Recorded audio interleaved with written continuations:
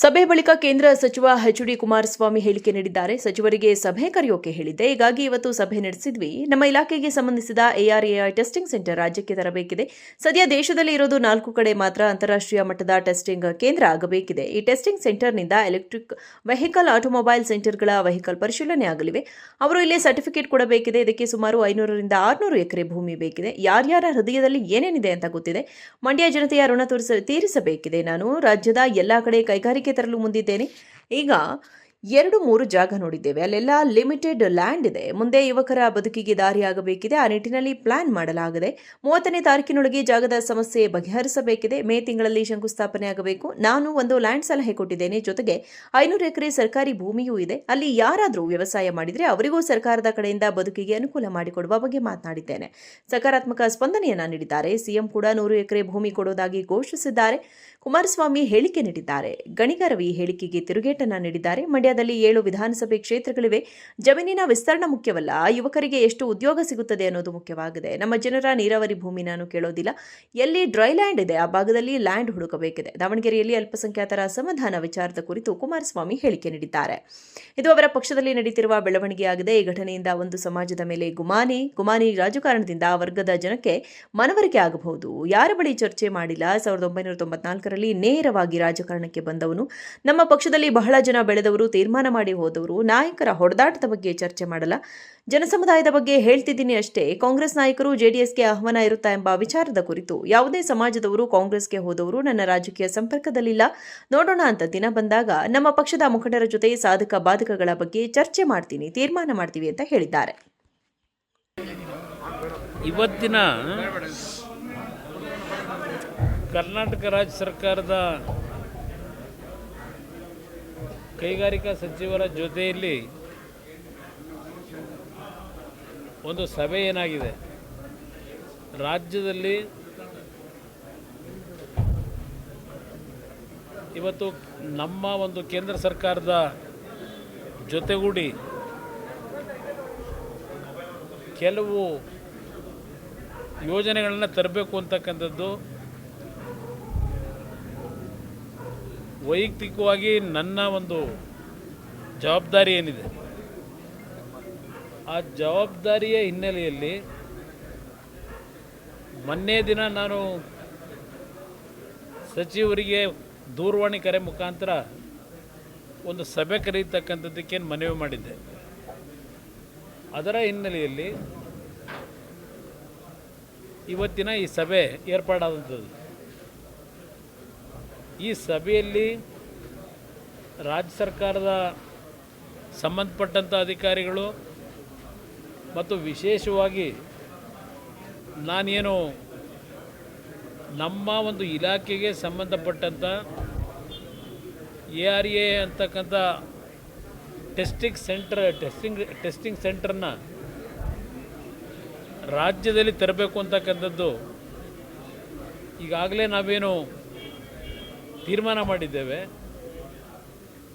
ಇವತ್ತು ಈ ಟೆಸ್ಟಿಂಗ್ ಸೆಂಟರ್ಗಳಿರ್ತಕ್ಕಂಥದ್ದು ದೇಶದಲ್ಲಿ 4 ಭಾಗದಲ್ಲಿ.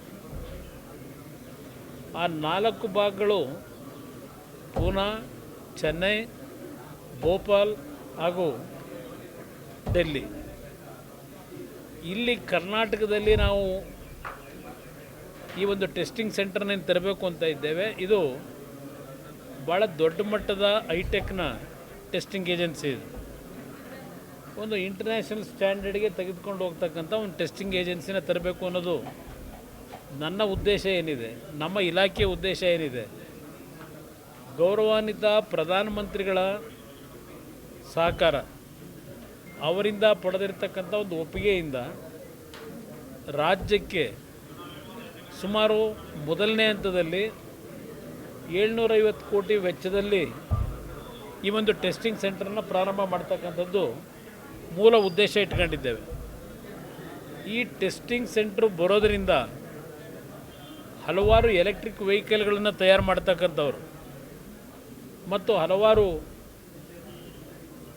ಮ್ಯಾನುಫ್ಯಾಕ್ಚರಿಂಗ್ ಸೆಕ್ಟರ್ನಲ್ಲಿ, ಆಟೋಮೊಬೈಲ್ ಸೆಕ್ಟರ್ನಲ್ಲಿ ತಯಾರು ಮಾಡ್ತಕ್ಕಂಥ ಕಾರ್ಖಾನೆಗಳು ಅವರು ತಯಾರು ಮಾಡಿರ್ತಕ್ಕಂಥದ್ದನ್ನು ಟೆಸ್ಟ್ ಮಾಡ್ತಕ್ಕಂಥದ್ದು ಏನೋ ಒಂದು ಪ್ರತೀತಿ ಇದೆ. ಅಲ್ಲಿಂದ ಸರ್ಟಿಫಿಕೇಟ್ ಪಡಿಬೇಕು. ಆ ಹಿನ್ನೆಲೆಯಲ್ಲಿ ಈ ಒಂದು ARAಯನ್ನು ನಾವು ಸ್ಥಾಪನೆ ಮಾಡ್ತಕ್ಕಂಥ ಭಾಗದ ಸುತ್ತಮುತ್ತ ಒಂದು 500ರಿಂದ 1000 ಎಕರೆವರೆಗೂ ಲ್ಯಾಂಡನ್ನು ನಾವು ಪಡೆದ್ರೆ ಸುಮಾರು 20-25 ಸಾವಿರ ಯುವಕರಿಗೆ ಉದ್ಯೋಗ ದೊರಕತಕ್ಕಂಥದ್ದು. ಇದು ಏನೋ ಒಂದು ಸಣ್ಣದಾಗಿ ಮಂಡ್ಯ ಜಿಲ್ಲೆಯಲ್ಲಿ ನಡೀತಾ ಇದೆಯಲ್ಲ, ಆ ಒಂದು ರಾಜಕಾರಣ ನಾನು ಈ ಒಂದು ವಿಷಯಕ್ಕೆ ತರಲಿಕ್ಕೆ ಹೋಗಲ್ಲ. ಈಗ ಏನೇನು ಹೇಳಿಕೆಗಳು ಕೊಟ್ಟಿದ್ದಾರೆ, ಯಾರ್ಯಾರು ಎಷ್ಟರ ಮಟ್ಟಿಗೆ ಭಾಳ ಹೃದಯದಿಂದ ನಮಗೊಂದು ಮಂಡ್ಯಗೆ ಅನುಕೂಲ ಆಗ್ತಕ್ಕಂಥ ಕಾರ್ಖಾನೆ ಬರಬೇಕು ಅಂತಕ್ಕಂಥದ್ದು ಅವರ ಹೃದಯದಲ್ಲಿ ಯಾರ್ಯಾರಲ್ಲಿ ಏನೇನಿದೆ ಅನ್ನೋದು ಗೊತ್ತು ನನಗೆ. ಆ ಹೇಳಿಕೆಗಳನ್ನೆಲ್ಲ ಗಮನಿಸಿದ್ದೇನೆ. ಆದರೆ ನಾನು ಸಣ್ಣತನಕ್ಕೆ ಇಳಿಯೋಕ್ಕೆ ಹೋಗಲ್ಲ. ಇವತ್ತು ನಮ್ಮ ಮಂತ್ರಿಗಳು ಸಹ ಬೆಂಗಳೂರು ಸುತ್ತಮುತ್ತವೇ ಮಾಡಿದ್ರು ಒಳ್ಳೇದಲ್ವ ಅಂತಕ್ಕಂಥದ್ದನ್ನು ಅವರು ಏನು ಹಲವಾರು ಸ್ಟೇಕ್ ಹೋಲ್ಡರ್ಸ್ಗಳ ಒಂದು ಭಾವನೆಗಳಿದೆ ಅಂತಕ್ಕಂಥದ್ದನ್ನು ಅವರು ಪ್ರಸ್ತಾಪ ಮಾಡಿದ್ರು. ನಾನು ಅವರಲ್ಲಿ ಮನವಿ ಮಾಡಿದ್ದೇನೆ, ಬೆಂಗಳೂರು ಸುತ್ತಮುತ್ತ ಈಗಾಗಲೇ ದೊಡ್ಡ ಮಟ್ಟದಲ್ಲಿ ಯಾವೊಂದು ಇಂಡಸ್ಟ್ರಿಯಲ್ ಕ್ಲಸ್ಟರ್ಗಳು ಬೆಳೆದಿದೆ. ಇವತ್ತು ನಾನು ಕರ್ನಾಟಕಕ್ಕೆ ಈ ಒಂದು ARAI ಸಂಸ್ಥೆಯ ಮುಖಾಂತರ ಅನುಷ್ಠಾನಕ್ಕೆ ತರಲಿಕ್ಕೆ ಹೊರಟಿರ್ತಕ್ಕಂಥದ್ದು ನನ್ನನ್ನು ಗೆಲ್ಲಿಸಿರ್ತಕ್ಕಂಥ ಒಂದು ಮಂಡ್ಯ ಜಿಲ್ಲೆಯ ಜನತೆಯ ಋಣ ತೀರಿಸ್ಬೇಕು. ನನಗೆ ಇಡೀ ಕರ್ನಾಟಕ ಒಂದೇ. ನಾನು ಕರ್ನಾಟಕದ ಜನತೆಯಲ್ಲಿ ಮನವಿ ಮಾಡ್ತೇನೆ. ನಾನಿವತ್ತು ಮಂತ್ರಿಗಳಿಗೂ ಹೇಳಿದ್ದೇನೆ, ನೀವು ಸಹಕಾರ ಕೊಡಿ. ಇವತ್ತು ರಾಜ್ಯದ ಎಲ್ಲ ಪ್ರದೇಶದಲ್ಲೂ ಕೈಗಾರಿಕೆಗಳನ್ನು ತರ್ತಕ್ಕಂಥದ್ದಕ್ಕೆ ನಿಮ್ಮ ಜೊತೆಯಲ್ಲಿದ್ದೇನೆ. ಇದನ್ನು ಮಂತ್ರಿಗಳಿಗೂ ನಾನು ಮನವಿ ಮಾಡಿದ್ದೇನೆ. ಯಾರೂ ಅನ್ಯತಾ ಭಾವಿಸೋದು ಬೇಕಾಗಿಲ್ಲ. ಇದರಲ್ಲಿ ಇಲ್ಲಿ 2-3 ಜಾಗಗಳನ್ನು ನೋಡಿದ್ದೇವೆ. ಆ 2-3 ಜಾಗಗಳನ್ನೇನು ನೋಡಿದ್ದೇವೆ, ಅಲ್ಲಿ ಕೆಲವು ಲಿಮಿಟೆಡ್ ಲ್ಯಾಂಡ್ ಇರ್ತಕ್ಕಂಥದ್ದು. ಆ ಹಿನ್ನೆಲೆಯಲ್ಲಿ ನಾನು ಇದಕ್ಕೆ ಕೈ ಹಾಕಿರ್ತಕ್ಕಂಥದ್ದು ಸುಮ್ಮನೆ ಯಾರಿಗೋ ಖುಷಿ ಕೊಡಲಿಕ್ಕೆ ಮೆಚ್ಚಿಸ್ಲಿಕ್ಕಾಗಿ ಕೈ ಹಾಕಿರ್ತಕ್ಕಂಥದ್ದಲ್ಲ.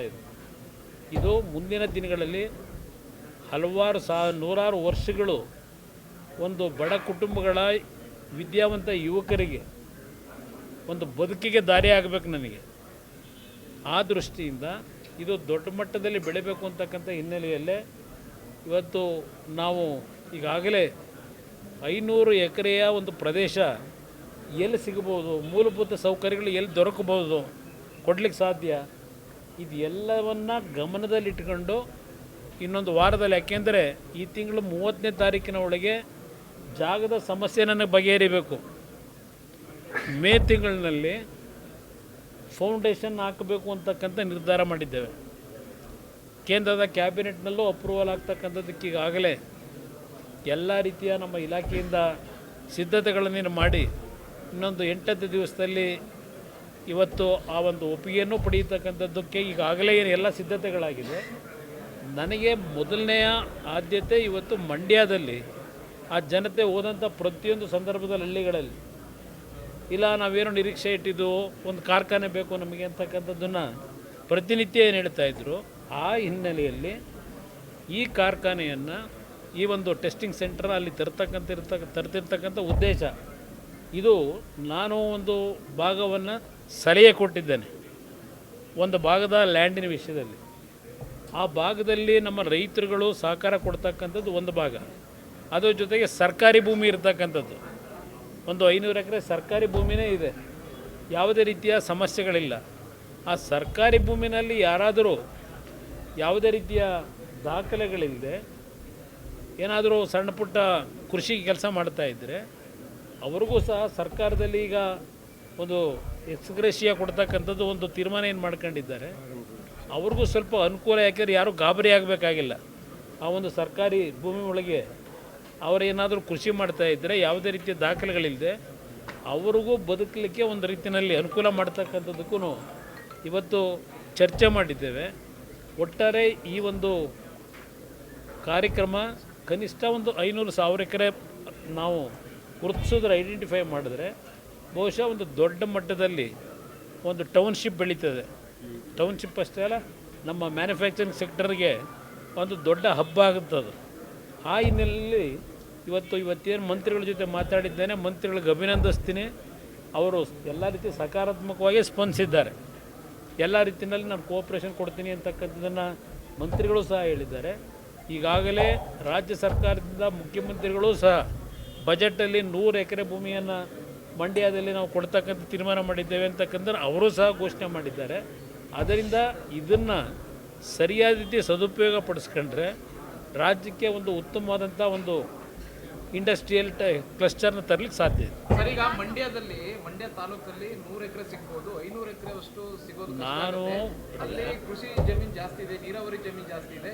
ಬೇರೆ ಯಾವ್ದಾದ್ರು ತಾಲೂಕಲ್ಲಿ ನೋಡೋ ಸಾಧ್ಯತೆ ಇದೆ ಸರ್, ಮಂಡ್ಯ ತಾಲೂಕು ಬಿಟ್ಟು?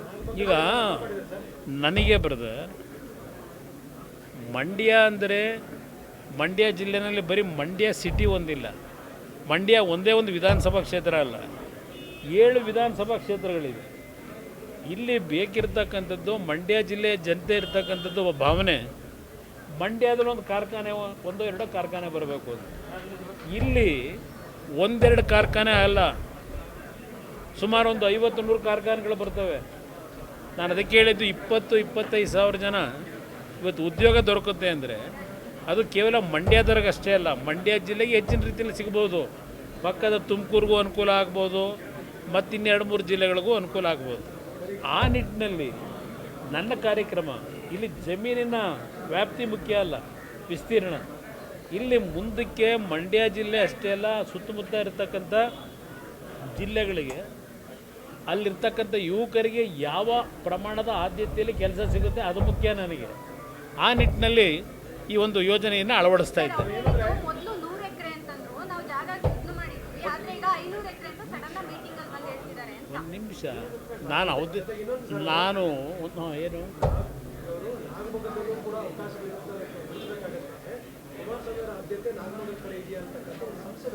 ಇಲ್ಲಿ ಆದ್ಯತೆ ಅಲ್ಲ, ಇವತ್ತು ARAನ ಸಂಸ್ಥೆ ಏನಿದೆ ಆ ಸಂಸ್ಥೆಗೆ ಬೇಕಾಗಿರ್ತಕ್ಕಂಥದ್ದು 100ರಿಂದ 150 ಎಕರೆ. ಪಾಪ ಅವ್ರು ಏನು ಹೇಳ್ತಾ ಇದ್ದಾರೆ, ನಮ್ಮಲ್ಲಿ 100 ಎಕರೆ ಮೇಲೆ ಸಿಗಲ್ಲ ಅಂತ ಹೇಳ್ತಾ ಇದ್ದಾರೆ. ಅದು ಒಂದು ARA ಅಂತಕ್ಕಂಥ ಒಂದು ಸಂಸ್ಥೆ ಟೆಸ್ಟಿಂಗ್ ಸೆಂಟ್ರಿಗೆ ನಮಗೆ ಬೇಕಾಗಿರ್ತಕ್ಕಂಥ ಜಾಗ 100ರಿಂದ 150 ಎಕರೆ. ಆದರೆ ಆ ಟೆಸ್ಟಿಂಗ್ ಸೆಂಟ್ರನ್ನ ನಾವು ಪ್ರಾರಂಭ ಮಾಡೋದ್ರಿಂದ 100 ಕಾರ್ಖಾನೆಗಳು ಪ್ರಾರಂಭ ಆಗ್ತಾವಲ್ಲಿ, ಆಗ ಡೆವಲಪ್ಮೆಂಟ್ ಆಗುತ್ತಲ್ಲ. ಪಾಪ ಅವ್ರು ಹೇಳ್ತಾ ಇದ್ದಾರಲ್ಲ, ನಮ್ಮದೆಲ್ಲ ನೀರಾವರಿ ನಮ್ಮ ಭಾಗದಲ್ಲಿ ಸಿಗಲ್ಲ ಅಂತ. ನಿಜ, ಅದು ನಮ್ಮ ರೈತರು ನೀರಾವರಿ ಜಮೀನ ಹೋಗ್ಬಿಟ್ಟು ನಾನು ಕೈಗಾರಿಕೆ ಪ್ರಾರಂಭ ಮಾಡಲಿಕ್ಕೆ ಅವಕಾಶ ಕೊಡಿ ಅಂತ ಕೇಳೋಕ್ಕಾಗುತ್ತಾ? ರೈತರ ಹೊಟ್ಟೆ ಮೇಲೆ ಹೊಡೆದು ಮಾಡೋದ ನಾವು? ರೈತರನ್ನ ಬೀದಿ ಪಾರು ಮಾಡಿ ನಾವು ಮಾಡೋಕ್ಕಾಗಲ್ಲ. ಅದರಿಂದ ಎಲ್ಲಿ ಸರ್ಕಾರದ ಭೂಮಿ ಇದೆ, ಎಲ್ಲಿ ಡ್ರೈ ಲ್ಯಾಂಡು, ಮಳೆಯ ಆಧಾರದಲ್ಲಿ ಬದುಕಬೇಕಾದಂಥ ಪರಿಸ್ಥಿತಿ ಇದೆ, ಅಂಥ ಭಾಗದಲ್ಲಿ ಲ್ಯಾಂಡನ್ನು ಹುಡುಕಿ ರೈತರುಗಳಿಗೂ ತೊಂದರೆ ಆಗಬಾರ್ದು, ಅವ್ರ ಮಕ್ಕಳಿಗೂ ತೊಂದರೆ ಆಗಬಾರ್ದು, ಅವ್ರ ಮಕ್ಕಳ ಭವಿಷ್ಯಕ್ಕೆ ಒಂದು ಒಳ್ಳೆಯ ಕಾರ್ಖಾನೆಗಳಾಗಬೇಕು. ಆ ನಿಟ್ಟಿನಲ್ಲಿ ತೀರ್ಮಾನ ಮಾಡುತ್ತೆ. ಸರ್, ಈಗ ದಾವಣಗೆರೆ